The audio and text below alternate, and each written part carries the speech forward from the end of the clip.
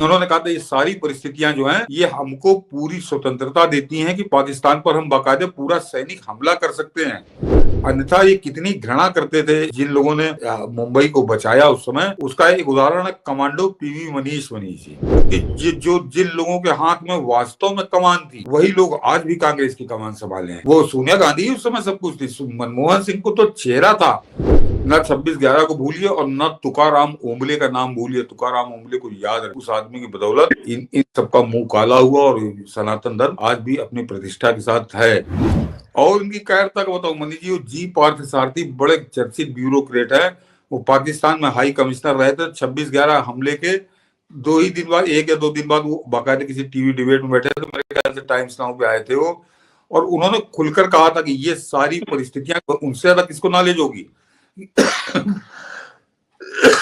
उन्होंने कहा था ये सारी परिस्थितियां जो हैं ये हमको पूरी स्वतंत्रता देती हैं कि पाकिस्तान पर हम बाकायदे पूरा सैनिक हमला कर सकते हैं और इस पे किसी प्रकार का कोई सैंक्शन या कोई भी दुनिया का कोई भी देश हम पर कोई उंगली नहीं उठा सकता, क्योंकि वो अंतरराष्ट्रीय नियमों का हवाला वो दे रहे थे। लेकिन उन्होंने कहा था कि हमने ये हमला नहीं किया, तो अब ये सरकार जाने कि उसने ये काम क्यों नहीं किया। तो जी पार्थ सारथी आदमी की जैसे व्यक्ति की ये गवाही कि इनको हमला करना चाहिए था। और एक और बता दूं मनीष जी कि ये कितना ये बंबई में हमले को उन आतंकवादियों से बचाने वालों लोगों से इनको कितनी घृणा रही है। मैं तुकाराम ओंबले को मैंने कहा ना, वो तो मजबूरी हो गई थी, जान चली गई थी, पूरे देश ने देखा था। और अजमल कश्यप को उन्होंने ही पकड़ा, वो तो बाकायदे सीसीटीवी में है।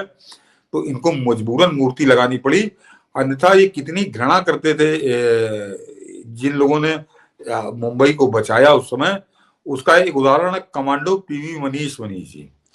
वो आदमी उसकी उस हमले में वो घायल हो गए थे, उनकी नीचे उनकी टांगे दोनों खराब हो गई थी, तो वो अपना इलाज करा रहे थे। वो उनके पास जो पैसा था वो खर्च हो गया।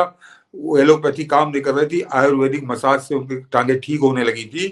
लेकिन जब उनका पैसा खर्च हो गया तो उन्होंने सरकार से कहा कि हमारे आयुर्वेदिक जो मसाज है या आयुर्वेदिक जो उनकी औषधियां थी उसके लिए हमको फंड दो। तो इस कांग्रेसी सरकार ने बाकायदे लिख कर उनको दे दिया था। जरा हाँ देख लीजिए, ये पीवी मनीष है और ये बगल वाले की भी कहानी सुनाता हूँ। तो पीवी मनीष को सरकार ने मना कर दिया था कि हमारे यहाँ आयुर्वेदिक के लिए इस तरह का पैसा देने का कोई प्रावधान नहीं है। तो उस आदमी ने अपने पैसे से इलाज कराया, उसका मकान उसने खरीदा था, उस मकान को बेच के पीवी मनीष ने अपना इलाज अपने पैसे से कराया। लेकिन ये जो बगल में आप देख रहे हैं बैठा डड़ियल, ये इसका नाम अब्दुल नसीर मदनी है। ये केरल का बाकायदे जाना पहचाना कुख्यात आतंकवादी है। ये आईएसएस नाम से एक संस्था चलाता था जो सिमी की बड़ी करीबी हुआ करती थी, और वो सिमी का बिल्कुल एक तरह से बराबर का पार्टनर था ये आदमी। और 1992 1992 में नरसिंहा राव की सरकार ने इसके आईएसएस को प्रतिबंधित कर दिया था और इसको सलाखों के पीछे पहुंचा दिया था। इसकी ये घटना बता दूं कि जिस समय अडवाणी के ऊपर 1988 में उनकी रैली में जो बम विस्फोट हुआ था जिसमें 98 आदमी मर गए थे, तब उसके लिए यही मेन उसके अभियुक्त के रूप में नामजद हुआ था। और ये 2008 के बाद भी ये जेल में बंद था।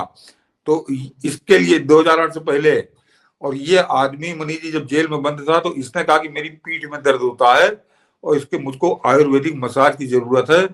तो मालूम है मनीष जी, ये तमिलनाडु की जेल में बंद था। तो केरल का चीफ मिनिस्टर ने बाकायदे पर्सनल लेटर लिखकर उनसे बड़ा अनुरोध किया था करुणानिधि से कि इसको बेस्ट सुविधा दी जाए। तो इसकी सेवा में आर रविंद्रन, अब मैं जरा आर रविंद्रन की आपको बता दूं हिस्ट्री कि वो आयुर्वेद के हिंदुस्तान के सबसे बड़े डॉक्टर थे और उनके अंडर में 1 दर्जन डॉक्टरों की टीम काम करती थी। और वो कितने बड़े डॉक्टर थे इसको आप समझ लीजिए कि उस समय जो KR नारायणन हमारे राष्ट्रपति हुए, शंकर दयाल शर्मा राष्ट्रपति हुए, APJ अब्दुल कलाम राष्ट्रपति हुए, उन सबका इलाज आर रविंद्रन ने अपने किया था। तो जो हमारे 3-3 4-4 राष्ट्रपतियों का जिसने इलाज किया था उस डॉक्टर की को इस मदनी की सेवा में तमिलनाडु केरल की सरकार ने लगाया था। दसियों लाख रुपए इसके ऊपर मनीष जी खर्चा किए, दसियों लाख रुपए।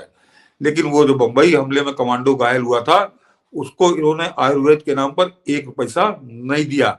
तो उसका मूल कारण यही था कि इस तरह के लोग जो अपनी जान पर खेलकर जिन्होंने बंबई हमले से बंबई को बचाया था, वो लोग इनके प्लान में, इनका जो सीक्रेट प्लान था उसमें वो बाधा बन गए। तो इनसे तो बहुत नफरत की निगाह से वो देखते थे।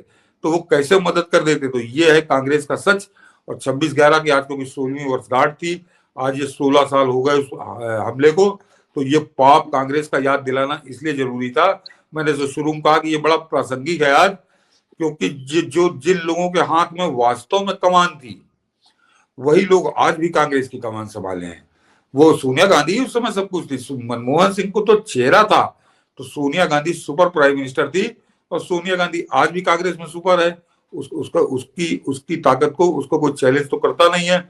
उसका लौंडा आ गया आज की तारीख में, वो अधेड़। तो ये दोनों तब भी थे, ये दोनों आज भी हैं।